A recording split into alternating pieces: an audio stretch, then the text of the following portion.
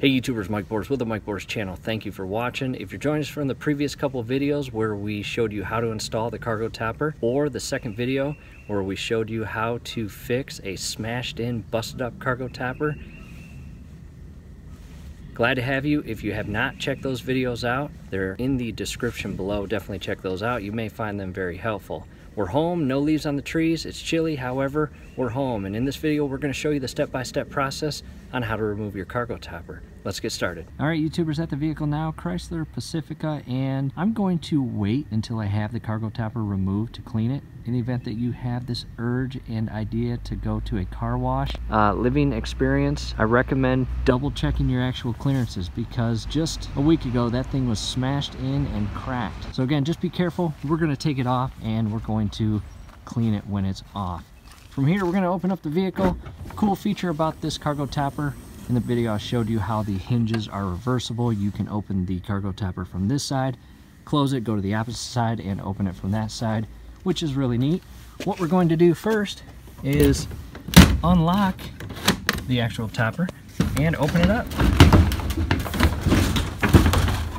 And from here, as you can see right here, those are our locking mechanisms, and these are such a cool design. You have two in the front, one on the driver's side, one on the passenger side, and you have two in the rear, and they connect to your actual rail down below by these locking teeth. So all we're going to do is very carefully unscrew counterclockwise, and as I unscrew, you will notice the lower teeth will remove and travel further away from the rail. And from here, very important step, take these off. Do not remove this cargo tapper with these still attached, because once you go to set this on the ground, you're going to set it on those teeth, and that's not good. You don't want to harm those. So right here, as you can see, a little plastic tab, be careful. Push it in and pull it up. And you'll do that for both sides. From here, just maneuver it out and set it aside. This is the adjustable or sliding rail to allow you to align it in place and secure this locking mechanism into the slots. What we're going to do, we're going to remove each of these locking mechanisms and remove them completely, because once we pull this cargo tapper off, at some point it's going to be at an awkward position, and you don't want these locking mechanisms bouncing around inside here and damaging those. So continue on and remove all four locking mechanisms.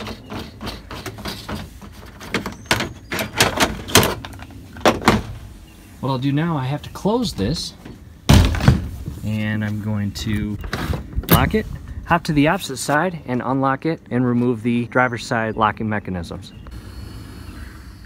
All right, doors open, coming up top, unlocked and up. This side might be a little trickier because you have already removed the opposite side locking mechanism. So as you pull this side up, it may shift just slightly. However, if your locking mechanisms on these sides were installed correctly, you shouldn't have much of a problem.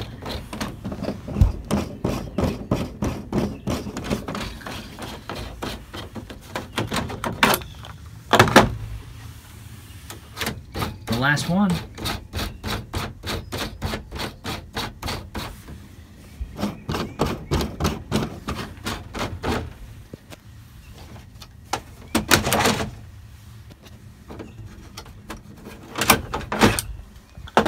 From here, I am going to grab all four of these locking mechanisms and set them inside the vehicle for now, or in a safe location.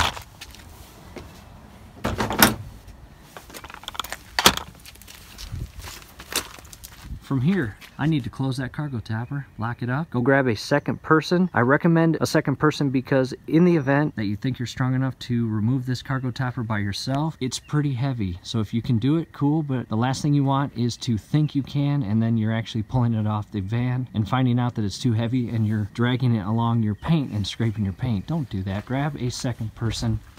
So again, just close the cargo tapper,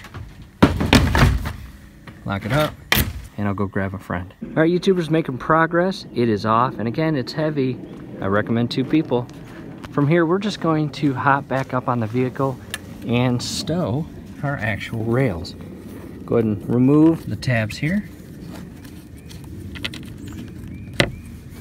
And I'll do that for the opposite side as well as both of the rear locking knobs here. On the opposite side, the driver's side now, and I have all these knobs loosened up. These do not come out of the actual rails. Next step, reference your letters. A. On the opposite side, you have B.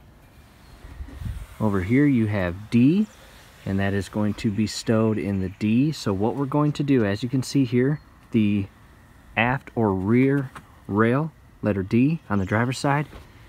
Not sure if you could see it, but C on that side, that portion of the rail is actually going to come all the way to our side and secure itself to here, the letter C. We are going to take the A portion, and this is going to shift all the way over there to the A portion, as you can see right there. And then that B section is going to be shifted all the way back and stowed in the actual B portion. So in order to do that, I'm just going to carefully shift the actual rails up and out.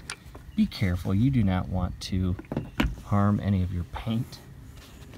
I'm going to grab this rail, pretty dirty, just be careful. And C matches with C.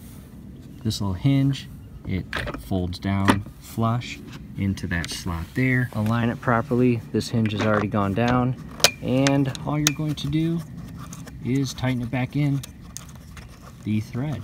And now this is a lot more aerodynamic, and the rails are out of the way.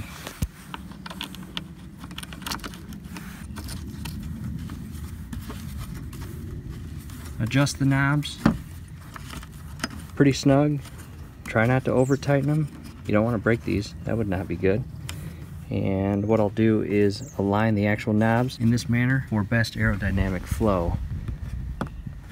From here, let's hop to the opposite side and secure A and B. On the opposite side, B is going all the way to the aft B, and A will come all the way to the front. Got a lot of bugs on this rail. Gonna wash our hands after this for sure. And again, this little hinge just folds down. A will go into A. And as you can see here, just align that thread properly and secure it.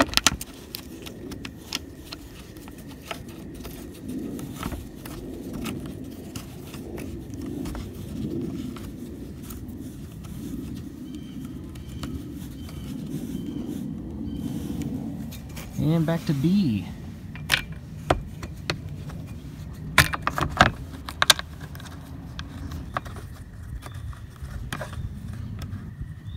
Alright, at this point, all 4 knobs are secured, the rails are stowed, the cargo topper is removed, and I'm going to store that cargo topper.